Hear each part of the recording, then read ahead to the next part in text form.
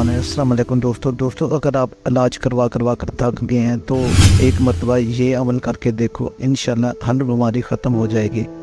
दोस्तों video complete देखना। ऐसी बीमारी जिसमें किसी भी तरह से फ़ाका ना होता हो, हर तरह इलाज करवा कर मरीज़ तंग आ गया हो, तो इसे चाहिए कि नमाज फ़जर के बाद वज़ू की हालत में 100 मरतबा कुरान शरीफ के ये 4 अल्फाज पढ़ें जो आपको वीडियो में आगे बताए जाएंगे।